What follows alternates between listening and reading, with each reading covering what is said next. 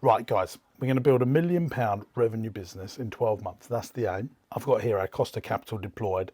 I'm on at least a 2-to-1 ratio. So for every 100,000 we spend on setting the shop up, we bring at least £200,000 in with a 20% net return. That to me is a best-in-class business. Now, that's the Starbucks ratio. I've been listening about this.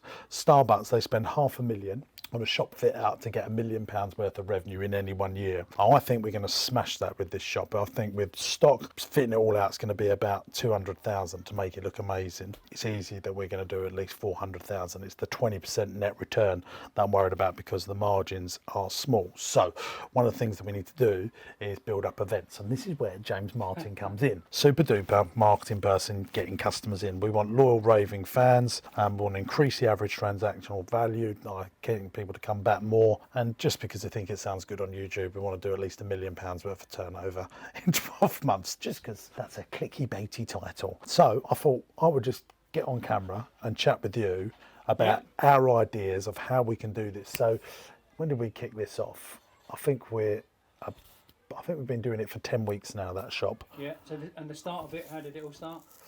So yeah, pandemic, all the business closed down, no turnover, no nothing coming in other than our day nurseries. So we thought, well, we've got this big black barn. We use it for various things. And we thought, right, let's turn it into a farm shop. And we're now doing circa £10,000 a week. Yeah. So if that carries on, that gets us to 520 grand in a 12-month period, yeah? So we've got to double it. Existing customers or local customers or what? So we've got to double it. Yeah, I'm waiting for the triple. No, because it's we're not. So It's the triple bit. we'll do that. Will be another video next year. So the customers are coming from now. So originally, obviously, the farm part was closed, so it was just unique customers. Yeah. And what we saw was 80% of people were doing it online and clicking, collecting. That's gone down to like sub 1% now.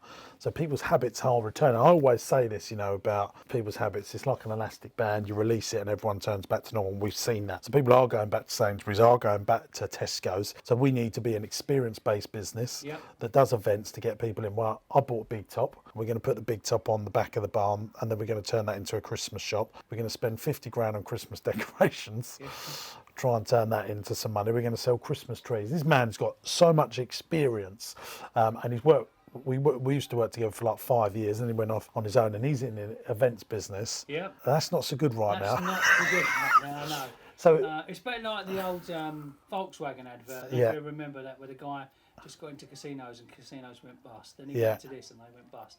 Yeah, so events are not really the place to be. I think next year will be amazing. Yeah, I this do. Year, there's lots of people in trouble. So Joe's come back and worked for us, and hopefully he's going to stay with us now. And we're going to document the journey. I mean, maybe we'll bring this out on Boxing Day at 7 o'clock. What do you think, Chuds? Yeah, we're potentially saying this. We'll see if we're on trajectory. Although we might have done £1 million by this Boxing Day. That would be great if we'd have done that. But by then, at least we can say, well, this is definitely going to happen because we'll be able to times 52 by the weekly turnover, or we might smash it by Christmas. In that way, we've done it in 8 months. But we're going to document everything. And we're going to show you the building of the shop from where everything was on tables, putting in the tills, finding products, finding supplies. So at the very beginning, you just used anything you could grab. Yeah, and we've got that on. The old tables and chairs, stuff that you could recycle from the farm. And that's what I want Chuds and you and myself to do, is start collecting up footage now, showing people how it is now. When the big top goes in, we bought a big 1960s double-decker bus and a Morris Minor. I mean, I'm not going by halves here. No. And I want to document how we're getting these customers in the cheeky ways that we're going to do it, to try and prove that although we're making this as for an internet-based medium, this YouTube channel, yes, we'll use Facebook obviously, and we'll use old school marketing. But we will the old school stuff is what we're going to do. Like we just done a load of magazine adverts. So I want to document all of that into a 30-40 minute documentary and show people how it's possible with not loads of money. Because what I want to do as well is I want to show people how we're using the cash that we're generating to go back in. Yeah. So, for example, the big top, I've managed to secure a deal. Now we did buy one full price. I think I need to, but I said, look, if I buy another one off you for my farm shop, will you let me pay for it over 12 months? Bloke said yes. I want to get all of that detail in the documentary because I want to show people that you don't need, and I think with your events business, you didn't have a big bundle of money to get going. So I started mine with £1. Yeah. And everything I did selling tickets, everything was reinvested back into the business. I didn't own anything for 2 years. Yes, tough on it. And invested everything back, and now it's really strong. And I keep doing that. Sell something, reinvest it, keep going, bigger. Yeah. And the benefits, as you know, come later on. Yeah. And I think what I want to try and get over on this documentary, this is not just Marsh Farm. This is like standalone. Now, Marsh Farm, it will add a benefit to it because it's next door, and but I believe what we're going to do could be set up anywhere. Yeah, and you've already proven that. Yeah. With the start of the farm shops. Yeah. Known customers. Yeah. A little bit of data there that you probably use to get things. Click and collect people are basically brand new shoppers to the shop. And I think you make a really good point there. We started a brand new Facebook page.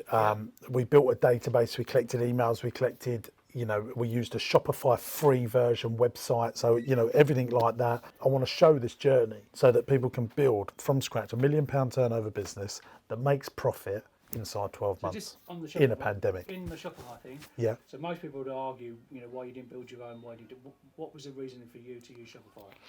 So software is very expensive, Yeah. and we'd heard good things about Shopify, and you can add point of sale to it, which we have. They've got huge resources. It's cheap to get going. I think it's $20 a month. Yeah. We are paying more now because we've got a premium version, and I want to show people where the branding's gone from. We had some shocking thing, but we got going. I think that's what I want to show people as well in this documentary, is that we started with free Shopify. We started with some shoddy logo, and we just got going. Yeah. We made a start, and then we're making it better. And I want to document that. So you're saying a lot of people can spend all the time and all the branding and actually zero on sales. Yeah. And then wonder why they're not selling anything. Yeah. And most of all, I want to show people how we're going to drive a Morris Minor into high streets and actually stand in the middle of a high street and go and get customers. Okay, yeah. Because I want people to understand that is, like you say, it's not all about how pretty things look. No. Getting that customer is essential, and I want people to join us on that journey. Yeah, and just going back to Shopify thing, so obviously Shopify is a trusted. So yeah. People trust it. Yeah, I suppose. Every social media platform. It's continuously protecting itself. All of these things. You can build your own shopping system, but within 3 months, it's going to be out. Yeah. And the other thing as well with Shopify, we can integrate that into Amazon, eBay, and sell.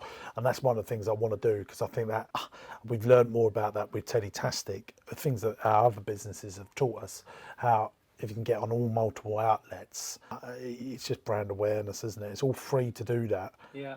And then you only pay if you sell. So I'm pleased to get that going as well. And the idea of some of the events happening within the shop, so you want to do like a cider and sausage festival, you want to do a cheese festival. What's your thought process behind it? What's the idea of doing events? So my mindset has pretty much always been, especially with this business, it's a lifetime value for the customer. So Marsh Farm customers, they only come to us for 3 or 4 years, then their kids grow up and they want to do something else. Day nursery business is 3 or 4 years. Still, it's not once, but it's okay.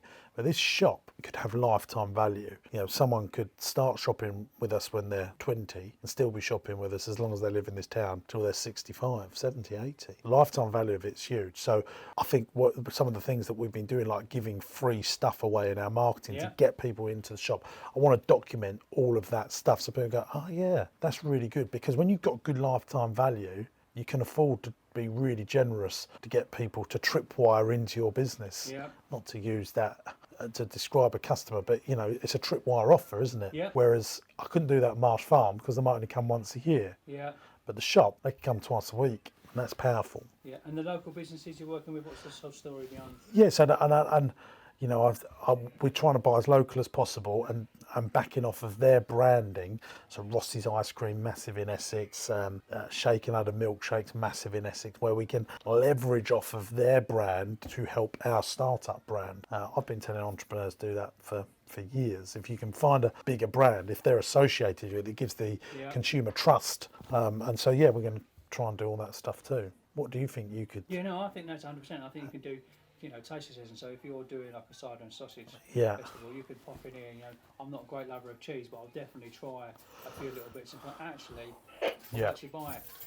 3 of them cheeses for a tenner or Yeah, whatever it is. yeah. The same with the sausages. You try it and you buy it.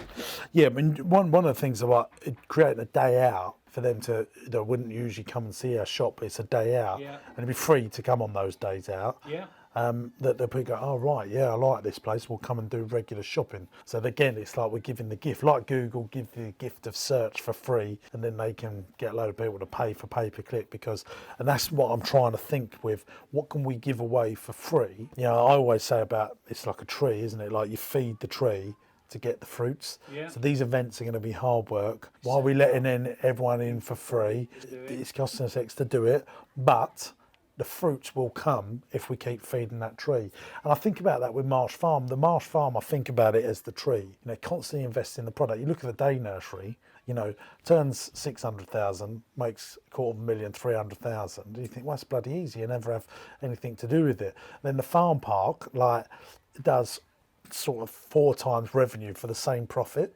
Well, it's a bit more than that, but you get what I mean. But that day nursery is full up because we keep on investing in the farm park, and the shop will benefit because of the farm park in a way as well. So it's another tree analogy. Since the farm's been open, what's the change of? Yeah, we have seen that. So the farm now being open, people are popping into the shop and they've brought down our transactional value, the customer value.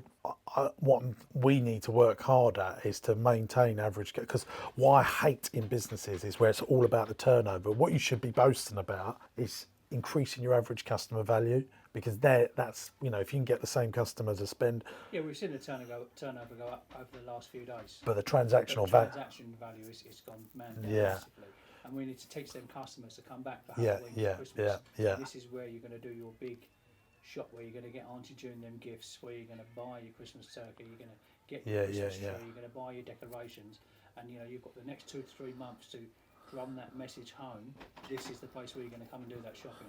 Yeah, and I think as well on this doc, I want people to see that it's a team effort, that that one person can't do all of this, and the I see with James is getting customer skills and event delivery, that how we can do multiple things. We've got loads of other big business things planned at the moment, and if I want to go and do all those things and do these things, it's the importance of that team around you to make what seems the impossible possible, and that's what we're going to show on this documentary.